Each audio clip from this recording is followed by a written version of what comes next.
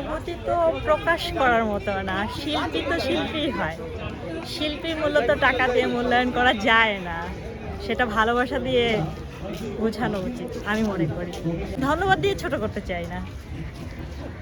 হয়তোবা বলতে পারি অনেক অভিনন্দন, ভালোবাসা, আপনি আরো অনেক দূরে যান, আরো ভালো কিছু করুক। ও আচ্ছা আচ্ছা। আমি না, শুধু আমার মতো আরো অনেকে ভালো কিছু হোক, স্মৃতি ধরে রাখার একটা কিছু করে দিই। আসলে কি, তুলি তো শিল্পীর জন্য, তাই না? রং তুলি শিল্পীর জন্য। আসলে আমার চেয়েও বেশি সুন্দর হয়েছে, আমি তো সুন্দরই না। অনেক ছোট থাকতে ছবি আঁকা শুরু, আর বই মেলায় ছবি আঁকাটা হচ্ছে প্রায় 10 বছর 12 বছর যাবত আমি ছবি আঁকি। এটা আসলে ভালো লাগার একটা বিষয়, অনুভূতি থেকে আসে। আর চর্চার মাধ্যমে প্রতিনিয়ত যদি আমরা কাজ করি তাহলে একটা সুন্দর জিনিস আমরা তৈরি করতে পারি। তো এই চেষ্টা একটু আঁকিবুকি সব মিলিয়েই তো একজন মানুষের ছবি আঁকে দিই, আর তারাও খুশি হয়, বিষয়টা অনেক ভালো লাগে, এনজয় করি। আসলে শিল্প সাহিত্যটা হলো অনুভূতি থেকে আসে। একটা যে কোনো কাজকে যদি কেউ ভালোবাসে সেই কাজটা মানুষ সুন্দরভাবে করতে পারে। কেউ ছবি আঁকতে পারে, কেউ গান গাইতে পারে, কেউ আবৃত্তি করতে পারে, কেউ সুন্দর লিখতে পারে। ঠিক আছে, তো যে কাজই তার মন থেকে করে, ভালো লাগা থেকে করে, সেই কাজটাই কিন্তু সে সুন্দরভাবে রিপ্রেজেন্ট করতে পারে।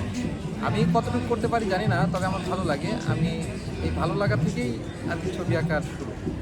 আমরা যখন একজন মানুষ সামনে বসে থাকে তো তাকে আমরা দেখি, অবজার্ভ করি, এবং তার চোখের চাহনি, তার মনের ভাষা এবং সমস্ত বিষয়গুলো আমরা বিশ্লেষণ করি, নিজেদের ভিতরে ক্যালকুলেশন করি, মেজারমেন্টগুলো খুব ভালোভাবে দেখি, কোথায় কোন পয়েন্ট আছে। তারপরে চেহারার ভিতরে আলো ছায়ার একটা বিষয় থাকে, সেই আলো ছায়াগুলো আমরা লক্ষ্য করি।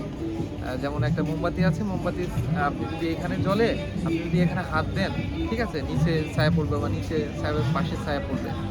তো মানুষের চেহারার ভিতরেও সেরকম একটা বিষয় থাকে যে কোন সাইড থেকে আলো পড়ছে, এক সাইড থেকে আলো পড়লে আরেক সাইড অন্ধকার। তো এটা খুব গুরুত্বপূর্ণ একটা বিষয়। তো এটা আসলে চর্চার বিষয়। তো আস্তে আস্তে এটা প্র্যাকটিস করতে হবে। নিজের ভালো লাগা থেকে কাজ করলে এবং নিয়মিত করলে সেই কাজটা করা সম্ভব। এবং জগতের সমস্ত কাজ কিন্তু এভাবেই হচ্ছে। যত ছবি আঁকি মনে হয় যে না, ছবিটা ভালো হয়নি। ঠিক আছে, সেরা বলতে কোনো কিছু এখন পর্যন্ত মনে হয় না দিতে পারছি।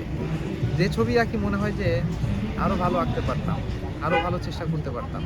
তো এখন পর্যন্ত আসলে ভালো মানের ছবি আমার পছন্দ, নিজের ব্যক্তিগতভাবে পছন্দ, এটা এরকম কখনো ছবি এরকম আঁকা হয়নি। আমি অনেক মানুষের ছবি আর্ট করেছি। এর ভিতর দেশপ্রেমিক আছে, কথা সাহিত্যিক আছে, সঙ্গীত শিল্পী আছে, প্রতিবাদী কণ্ঠস্বর আছে। আমাদের হাত দিয়ে এই ধরনের প্রতিচ্ছবিগুলো উঠে আসে, সমাজের বাস্তবতা উঠে আসে।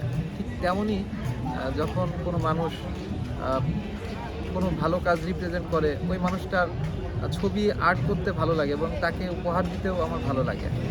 একটা কথা খুব ভালো মনে আছে, ডক্টর জাফরুল্লাহ চৌধুরী স্যার, ওনার একটা ছবি আমি করছিলাম, তখন তিনি বেঁচে ছিলেন। তো আমার বিভিন্ন ব্যস্ততার কারণে আমি ওনার ছবিটা করেছিলাম আমি বেঁচে থাকা অবস্থায়, কিন্তু ওনাকে ছবিটা গিফট করব সেটা আর করা হয়ে ওঠেনি। উনি খুব অসুস্থ হয়ে পড়েন, তারপরে উনি মারা যান। তবে ওনাকে আমি জানিয়েছিলাম যে আপনার একটা ছবি আঁকবো। কিছুটা ওনাকে মোবাইলে দেখিয়েছিলাম শুরুর লগ্নটা, যে হ্যাঁ আপনার একটা ছবি তৈরি হচ্ছে, এটা আপনাকে দিব। উনি খুব খুশি হয়েছিলেন। তো ওনাকে না দিতে পেরে আসলে আমার ভিতরে একটা যে কষ্ট, সেটা আসলে সারা জীবন হয়তো আমার বয়ে নিয়ে বেড়াতে হবে। আসলে বিষয়টা হচ্ছে যে উনি বেঁচে থাকতে আমি দিতে পারিনি, এই আফসোস থেকে ওনার ছবি পরবর্তীতে আমি দিব, ঠিক আছে, মানে ফ্রেমে আসার জন্য আমি এটা আসলে কখনো চাইনি। আমি অনেক মানুষের ছবি আঁকছি।